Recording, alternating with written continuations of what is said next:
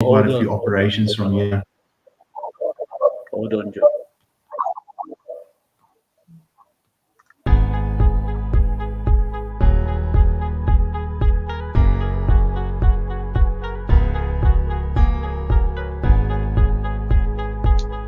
Looks like we're not live then.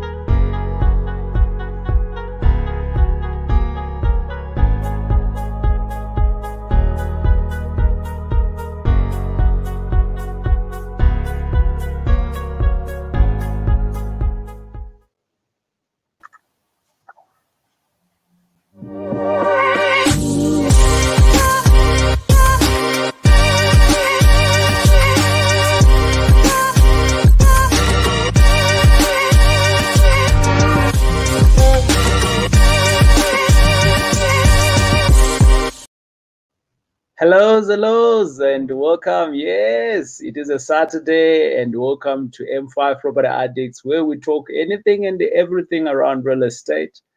And on a Saturday like this one, I come out and we talk about anything and everything around real estate. And today in particular, we generally talk about, the actual fund that we've got, how does things work. And I know that for many of you who invest with us, you are employed somewhere. So for some time, you might not have the right time to be asking questions or to engage with us because you are pressured in terms of time.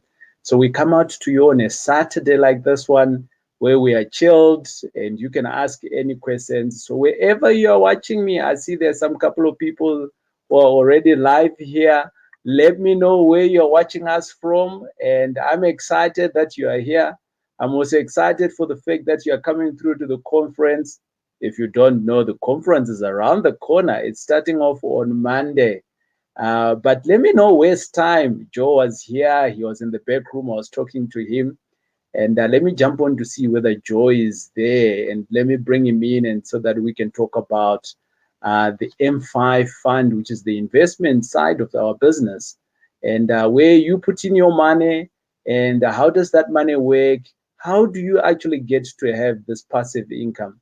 So if you don't know, with M5 Property Addicts, you can earn passive income. What is passive income? You invest some money, out of it, we go and buy some properties, and out of it, you can earn some money. But there's a lot of education around it, and this is what we like to talk about on a Saturday like this one. Let me bring in Joe, who's our fund manager, so that we can talk about it. Hey, Joe, how's it going, man? Hi, TJ. Very well, and yourself? Okay. It is great to having you on a Saturday evening so that we talk everything about money and property investments.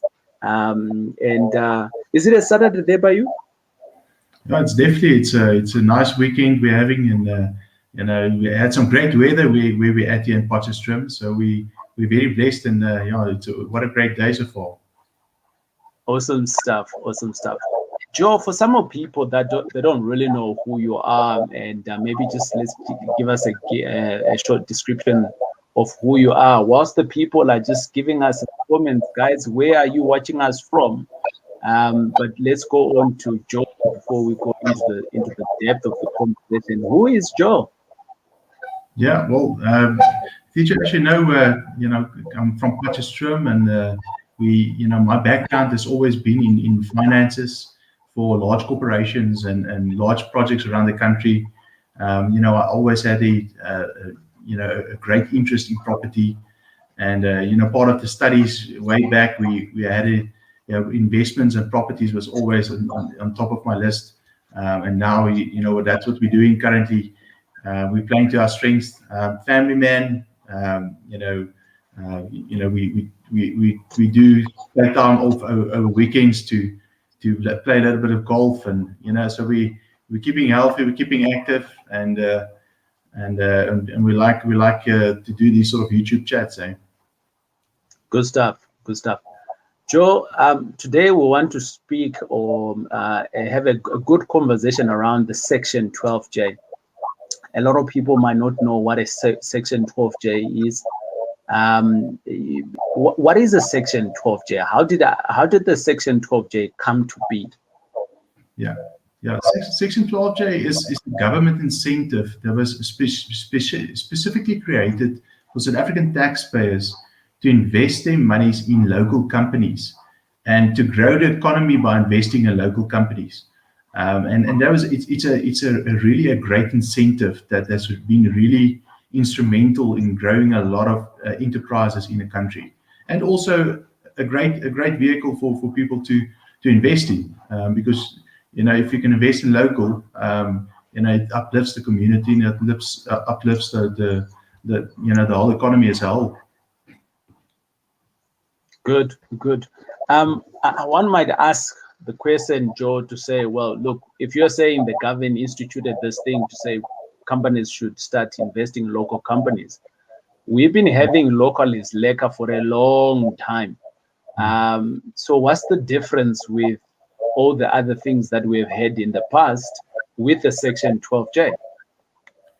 Well, government has made it very lucrative to invest in a Section 12J. So normally, if you would invest in any company, you would reap the benefits of a good return. But government has sweetened that deal by giving you a great return, by actually incentivizing you to invest. And at the end of the day, they'll give you a rebate of all your taxes in relation to what you've invested. So it's growth on the one side, and it's your taxes back on the other side, and that's what makes it quite a special incentive. Awesome stuff. Joe, I just want to go to the guests and to all of the viewers that we are watching right now. And I want to say to you guys, isn't when you have any questions that you want to ask around the investments, around the Section 12J, please do comment, and I will bring up those comments so that Joe can address them. He's the expert. He's the guy who went to write the exams. I didn't. And so between the two of us, that guy is the clever one. And, he can answer the questions, But, Joe, you're speaking about the government, right? The government is quite a big organization. I mean, you and I are the government. We go to vote, and then all of these people are in power. And sometimes we vote for other people, but they don't go to be in the power. Who in particular are you talking about when you're saying the government? Is it a certain department? How does this work? Yeah, so rules and regulations is created by the National Treasury for managing the fiscus and the budget for the country. And but we don't really deal with them. We deal with SARS, and we all know SARS. So we deal with the South African Revenue Service directly, and they are just an instrument that is performing according to the rules and regulations that were set out by National Treasury. So National Treasury is the arm of the government that is managing the budget and fiscus directly, and that's who we're talking about. Okay. I like that you're talking about the National Treasury. So I think a lot of people, they don't know, that there is the Treasury. But I just want to stipulate that to bring it back to, I like to call it the grandmother talk. When we're talking about the Treasury, each country has a department where all the money is sort of like generated and sort of like how it's going to work for the entire country. So that's the Treasury. But the Treasurer gets their money from somewhere. They are funded from somewhere. Joe, how is the Treasurer funded? Because I think if we understand how the Treasurer is funded, we can actually understand why would the Treasurer actually implement something like a Section 12J. Where do they get their money from? Yeah, so Treasury gets their money from a department, the South African Revenue Services Department, which has got a mandate to recoup and get back or get all these taxes from individual taxpayers. They are the operational arm of the National Treasury, and so we do know about SARS, and we work with them on a regular basis. And most people, the most exposure you get to SARS is when you fill in your tax returns. But definitely they are executives division performing these tasks on behalf of the National Treasury. Right. So for the country to kind of like perform and have money, there has to be taxpayers who are paying tax. And these taxpayers are you and me, companies, trusts. There's different bodies out there where the Treasury institutes different tax brackets, and that's how they collect money. So they collect that money. So for any individual, when we're talking about a one person, Joe, the highest tax bracket that we are talking about here is how much? So the highest tax bracket currently is at 45%. So that would mean that the individual 45% of your income goes directly to the South African Revenue Service, and you will definitely notice that when you receive your paycheck, that 45% has been deducted. So the highest I tax. I never used to notice that, Joe, man. Listen, it's the first time that if you're not good at the maths, people become very good when they see their paychecks and they do start to do calculations to see how much taxes they're paying. So that's definitely that's a big thing, yeah. Yeah. All right. So SARS collects on behalf of the Treasury. Now the Treasury, if you are earning 1 million plus, so if we're saying 40 to 45% of that per year is now going to go to SARS, which means that on behalf of the Treasury, around about 450,000 is being collected from you as a taxpayer, and that money is going to sit at the Treasury. However, the treasurer, Joe, you're saying the treasurer now said to the same SARS, if the same person is going to invest in a Section 12J, this is what we're talking about, right? No. Treasurer said they would then give them back the 45% that we said initially that they would have collected from you in the first time, anyways. Yeah, that's exactly right. That's what's happening. So the 450,000 that the Treasury took, they are actually incentivizing you and giving that back to you if you invest in a Section 12J company.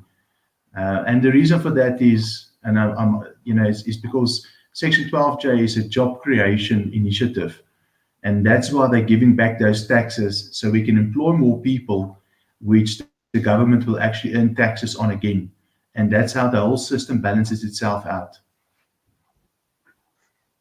So hold on. So this is actually quite interesting here, Joe, because I think for many times, I think this is where we actually miss it. But I think this is why actually the taxman would, not the taxman, but the Treasury would actually do this.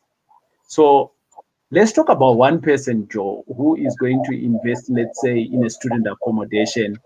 And this student accommodation is going to be, let's say, maybe let's say 2 million rand. We buy that one. The reality of a student accommodation is that of the 2 million rand, you're going to have jobs that you're going to create on that house, right? You are very close to some of our porch houses. Just give me an indication of how many jobs we can actually create around one house with maybe about 20 to 30 students. Yeah. Teacher, so before I answer that question, I would just like to give you some statistics when it comes to Section 12J and how it's performed when it comes to job creation in the past few years.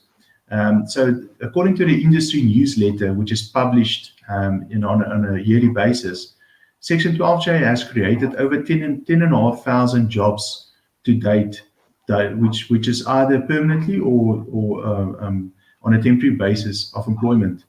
And the beauty about Section 12J is that the normal cost of creating a job opportunity is around about it's in the 30,000 per individual basis. But then they did some further research and I said, listen, but we as as the public and enterprises in the public can create jobs much cheaper than it would take a larger organization to create it. And that's why they incentivize these sort of systems to, to promote job creation. To get back to your question, a normal property of about 2 million, you've got various services. You've got caretakers, you've got property managers, you've got individuals that maintenance and upkeep. You've got individuals that does renovation, construction work. It's easy to say that we create about up to 10 jobs if we do, I'll say about 5 houses. So it's 10 jobs in relation to that, which is permanent, and then there's temporary positions as well, that you'll still need the gardener to come in and a gardening service, and you've got electricity that you have to sell to the students, and all these sub services needs to be managed as well. And so somewhere along that line, there's always a person that needs to do the work, and that's why investing in Section 12J, you don't necessarily see all the people currently that it employs, but it's got a downstream effect of employing quite a lot of individuals. And I think this is where it becomes very interesting for the Treasury, because I mean the Treasury has a mandate to make sure that the country is, number one, profitable, and then number two, also to make sure that the jobs are there for the people. So by incentivizing one investor to say, look, if you invest in a local company like this one, and you create the jobs, you're putting pressure away from the government. Actually, that's what you're doing here. And this is the reason is doing that, right? That's number one. And then number two, also, the government can't do everything. But us as human beings, we can play a part to partner up with the government. And I want to talk to another point, Joe, where I think a lot of people want to leave their jobs and become their own bosses, and they don't know how to run businesses. But if I look at this option of investing in a 12J, you can become a boss without actually having to leave your employment. What's your view on that? Yeah, DJ, absolutely. So currently, for you to become and have a passive income and be a boss, as you say, you have to have your money work for you. Your money is your small soldiers that you send out into the world, and they must collect, and they must come back home and bring you the goods. So the money must work for you, and for you to become your own boss, it's the quickest and easiest way to invest in a system with a lot of individuals that works within a company to make it successful. That's the way. If you were to go out and start a new company, you would need a lot of employees, and you will need you need people that will need to earn a monthly salary. But we've actually brought all that services together, and we've made it so easy for someone to become self-sufficient and be their own boss in their own right, and have the money work for them by investing in our fund. I like that.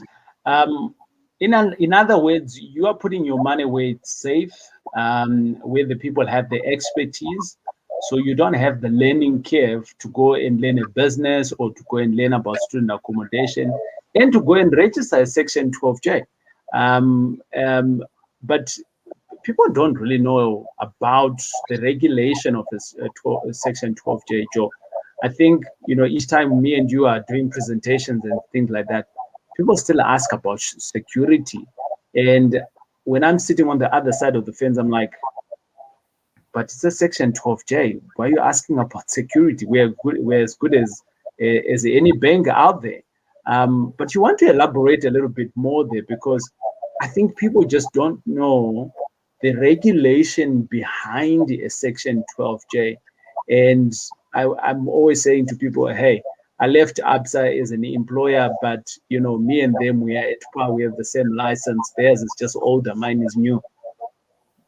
Yeah. TJ, you're absolutely right there. Talking about security when it comes to a fund, there's a lot of choices out there for funds, and there's you have to invest in a company that's got a as a first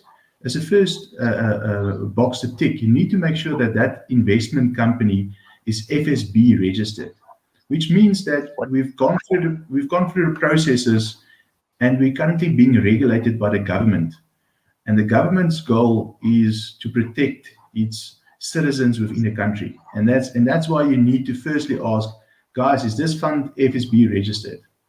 And that's a How very would the ordinary person, Joe, how would the ordinary person know that? Because me and you, there could be Susan down the road would say, I am a fund also. So how would the public know that this is a fund and this is not a fund? These are registered and these guys are not. yeah. So we need to educate the public, and there's government has really played a big role in trying to educate the government, the employees, and people within the country when it comes to financial services, because you want to invest your funds, hard-earned money. You need to invest it in funds that's accredited. It's run by responsible individuals. They've got a good track record, and obviously they are endorsed by some of the highest organizations in the country. So word of mouth is very important. Credibility is very important. Obviously, you put your reputation on the line, and you put your company on the line, and so you need to keep everything is audited. Everything is there's a lot of information that you need to display. For instance, if an individual would come to talk to us about investing in our fund, we've got a responsibility to inform them of how the fund works, what's the estimated return, the targeted return that we're going to give them. And that's all very important questions. So you get this level of comfort when somebody starts to reveal everything to you. And that's exactly what we want to do. For all investors out there, we would like to give them a surety in what we're doing by taking them through the investment steps, one by one, and making them feel comfortable that they are investing in an operation that's accredited and will keep their money secure.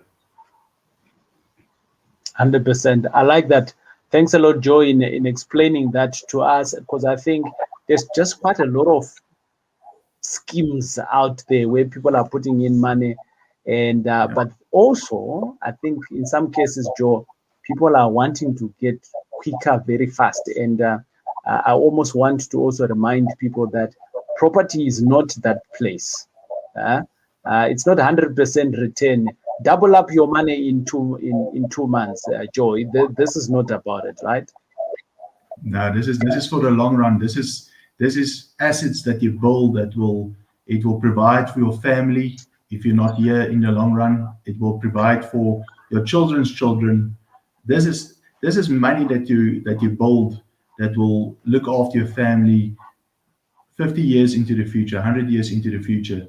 And so building it little by little is the safest and best and effective way to do it. 100%. Joe, we've really seen how the Section 12J works as a vehicle. Now we understand the regulations behind it. And we now also understand why the Section 12J is there. It is because of job creation. And we talk about the student accommodation, which is one area where we are investing in as M5 property addicts. And for people that are coming through to invest with us, per annum, your return on investments looks like up to 17% per year.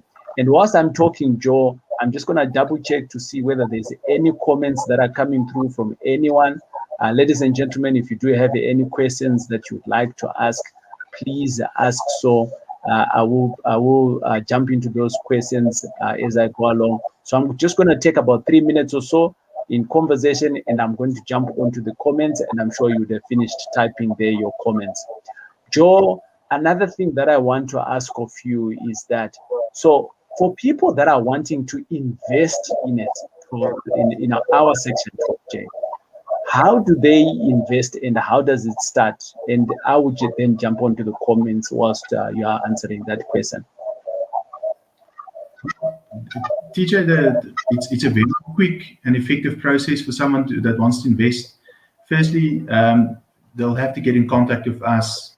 We'll leave some details behind for them to contact us directly. But then, after that initial contact process, and they've asked their questions that they want to ask, and they feel comfortable with the investment, we'll send them a small application form to fill in. Very easy, very quick, just some basic information.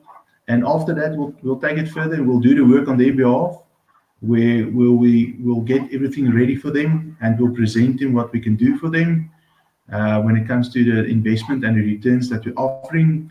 And after that, the next is the investment itself. It's a three-step process. You initiate, you complete the application form, and you make the investment. And obviously, you want to see the returns, and which will pay out as dividends. Yeah. Good stuff. Joe, I'm going to go to my first question, and I'm sure you can see the question there. And this is from someone who's called Moses Dlala. And Moses is asking the question. I don't know whether it's a question or comment, but it's a question mark. It's got a question mark at the end there. So he says, talking about the tax bracket, what about people who don't fall under any tax bracket? So these are guys that are earning a little bit less, the self-employed, or rather the informal traders. This does not apply. Does this not apply to them? Yeah. So TJ, very good question, I think. So if you're an informal trader, you've got, if you don't have a registered company in that sense, and you've got some cash in your hands, and you still want to invest it, it's a very good idea to invest that money still in a fund, for the reason that you're investing in a fund that grows very quickly, and the larger the fund, the better the returns. So still with some cash in hand, and you want to invest that into the fund, it's still a very good idea. It's still some healthy returns that comes from your investment, which is not just tax rebates, but also nice growth on the properties. And for that, individuals, I would say, still give it a go. Put your money into the fund and let the property work for you. I think this question, Joe, for me, I think it's a double-sided sword question, where I think when we're talking about the SARS tax incentives, then people just tend to think that it's all about SARS. It's not. So there's the foundation. The foundation is obviously you can invest in a fund. There's some good returns, like what Joe has said. However, there is a bonus to it. And the bonus is that it can also be, if you do have some a tax, you fall within a particular tax bracket, you can have those amount as a tax deductive, and that's the money that you're going to get. Look at it as a bonus, in my view. That's the way I would look at it. I'm going to go to another question, Joe, whilst we are there under the comments. But ladies and gentlemen, I want to say, right, as you're typing in your comments, please do type away. I am coming to that. We've really labeled this conversation, why the rich get richer. Joe, rich people tend to use this. The other day, we were talking with some investors, Joe, who are doing very, very well, who are good, seasoned investors, very old people. I don't want to say very old people, but people that are, that are aged and well in business, and they've got heavy taxes that they pay in their business, in their personal capacity. Why would we say the rich, if the rich are using this system that we're talking about, the Section 12J, get richer on someone, let's assume, who was going to be giving SARS, let's say, 2 million of taxes, whether it's in their company, whether it's in their personal capacity? That's that's a big amount of money, 2 million going into taxes. If that money is coming into a Section 12J, what does that mean for that person in relation to the rich getting richer, Joe? Yeah, so that means that the rich are getting richer because they understand that assets creates wealth and it creates income. So money in your pocket is not an asset. You can leave that money in the bank; it will not be an asset. That money will only become an asset when you've invested it in something that is an asset, like a fund that deals in property. And then what happens is the richest realize that they can only work maybe 18 hours a day if they really push themselves to breaking point. But a normal day, you're working 9, 10 hours, so you can only do so much for yourself. But when your money starts working for you and it can buy you assets, and that assets creates wealth by renting properties out, and receiving income from properties, that's when you feel like you're doing your 19 hours of work, but at the end of the day, your property is working also for you. So it increases your income with you not being directly involved. It's a great vehicle to use, and that's why the rich are doing it. They're investing in big assets, and that's what we're exactly doing in the fund. Simply put, Joe, I think those guys there that we were talking about, if they were to put in their 2 million rand here, that 2 million would have gone through to SARS, but now it's coming back in here. They get an asset. That asset is like they're not doing anything. The asset is giving them money. And they're getting their money back from SARS, and for the rest of their life, including generations that are going to come. There's a good book that I read very often, Joe. It says, a good man, Joe, a good man leaves generations, leaves wealth for his great grandchildren, not your grandchildren, right? Yeah. Your great grandchildren. And when I looked at that, I said to myself, I don't even have any inheritance. I don't have inheritance, Joe, from my parents, because I didn't have a dad. My father kind of like left, so I don't have anything. I don't have that backup. The backup is starting with me. So I'm thinking about my son, and I'm thinking about his son, and his son's son. That's how far my generation, my wealth should be going. And when I was reading that book, it really gave me the edge in terms of I need to start doing more. You know what I mean? Absolutely. But I know we look at life differently. Can I go on to the next comment, Joe? Yeah, let's go for it. Okay. Someone says this is Kevin Campbell, and Kevin Campbell is asking the question. Hello, gentlemen. Yes, sir. How's it going? He is greetings from Qatar. All right. You see, Joe, I keep on telling you that we are international. You don't believe me. You see. I've seen some through years. Now you believe me, right? You are in Poch, I'm in Johannesburg, and there is Qatar here. Absolutely. Right. The question here is, I can clearly see many benefits from a fund like a Section 12J. Nonetheless, what could be some perceived limitations associated with the Section 12J? That's a good question, Joe. Campbell deserves a bell. What's your response around this? What is the limitation of a Section 12J? Yeah, absolutely. 2009, 2015, when the benefits were improved. What has gone wrong with some of the Section 12J?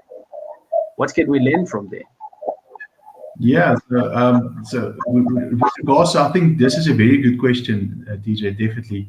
And the limitations of a Section 12J is that SARS actually got smarter along the road and figured out that a large businessmen and organizations utilize the Section 12J to actually get back a lot of their taxes, and then they took it one step further and said the South African Revenue Service said that, guys, listen, we need to put a cap on this. We need to, because they previously they allowed investors to invest any amount of money.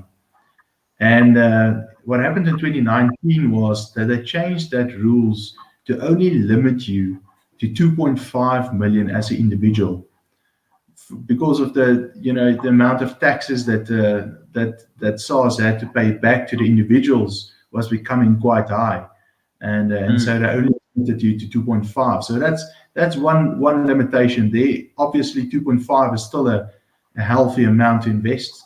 But they're talking about the rich getting richer. The rich figured out this is a very, very lucrative system to utilize to actually get richer, and SARS actually put a cap on the 2.5 million. And for businesses, previously any amount, but they also put a cap on that of 5 million. That's some limitations there. Also, to get all these advantages of the growth and getting back your rebates, in the fund, you need to have your monies invested for 5 years, which is a normal requirement. It's seen as a medium-term investment, which is perfect. A medium-term investment is where you want to be, especially if you want to invest in something as secure as property. But property really gets growing after a year or two, then it gets really going in growth terms. When we optimize and we put more students in, and that's really where we get focused. So 5 years as a minimum period, and the limitations of the amount you can invest. Something that we've done that not a lot of funds are doing is that we actually lowered the threshold to invest in the fund, where a normal Section 12J or investment fund, you will have to have R1 million to invest. We actually brought that down to 50,000 Rand. And currently there's, I have to tell you, we're one of the market leaders compared to other funds to bring it down that low for people to invest in. The motivation behind this, Joy, is, if I look at where I come from, literally with no money coming into property, I understand that there's quite a lot of people who don't have lots of money is available, but they do have some money, and we said let's go as low as 50,000. So we push the boundaries in terms of knowing where the people are, and 50,000 is basically how much money you can start off with our fund, and out of that you can go through and earn some profits. I'm going to go into another comments. They're slowly coming in. King Buddha Show says, wow, 17% or 10%. That's more like a comment there. Yes, you're very right, correct. And that's what we can give, up to 17%. And I think there's a follow-up questions here that's also coming through from King Buddha. And it says, hello, I've seen at the bottom of your video that I can get 17% return per year. What is the minimum buy-in, and what type of security does the investors get? Right. So what is the minimum? We've spoken about that one. We're saying it is 50,000 Rand. And the security, Joe, you want to tackle on the security there before we close? Yeah. So what we do is that any investment that you make, you can't just invest in anything and expect the guys to come back to you and say, well, listen, Jan, we'll give you a return. What you need is something that's got a physical exchange. So when you put the money in the fund, we will issue you with a share certificate that you can utilize. So you hold a portion of that property as a share certificate, and that's what you get in return. And we also issue with a SARS certificate or tax rebate certificate that you will use to get back your taxes as well. So you'll have those two documents as proof of your investment, and that's what you will need to get back your rebate. And obviously you'll need a share certificate to get your dividends paid out by the fund for all the rental income that we actually getting in. 100%. Joe, thanks a lot on that comment. for those people that are wanting to invest in the Section 12J, in the comments below, you will see that there is a link that says calling all investors. You can literally click that, and out of that, you can invest alongside of us. There is two things that we invest in. Joe, what is it that we invest in so that the people can actually know that when they are putting their money into our fund, where are the jobs going to be created? We are only about two things. What are those two things? Yeah. So the two things we're investing in and is the student hospitality industry, very important, very high growth industry currently in the country. And secondly, we invest in aquaponics, which is the sustainability of having produce, and farming for produce, and having that delivered to nearby markets and convenience centers. So it's those two areas we're investing in, which is very secure, low risk industries, and that's why we chose those. Right, right. I think at the moment, Joe, thanks a lot on your questions. And I see that someone else has a question. I was going to say good night, Joe, but I see that there's many questions today. Okay. But I like to answer all the questions that are coming through. And someone is also asking, and these guys here, they are from watching us. They didn't say where they're watching us from, but we can see here. It says, is there a minimum return on investment that is guaranteed since it's up to 17%? And I almost want to say to this person here, the reality of it is that, remember, there is a tax rebate component here. And the way I would like to answer you is that go through the application process, see how much you qualify for. Yes, there is a minimum return, but remember, it's very individually based in terms of how much your earnings are from a SaaS perspective. And then you can see how much that is. And then thereafter, you can then make an informed decision whether this fund, in terms of the returns that you're going to be getting, is meeting your expectations. And we want to be that transparent to you. So we have literally put in all of those processes for you, application form being available. The next thing, you can then literally view how much actually you indicate how much you want to invest. Out of it, it will spit out what you are going to be what is going to be your return. And if you are happy with it, obviously, we can sign the contract. If you're not happy with it, good stuff. But I am sure that at the moment, I don't want to talk about other funds though, but do your research in terms of who's offering a little bit of on the higher funds. For some people, a lot of people are sitting with their money at the bank, Joe. I was looking at how can we help you the other day, and I'm seeing that they were talking about up to 8% on their 12 months something. And I was looking at another bank that is a black bank.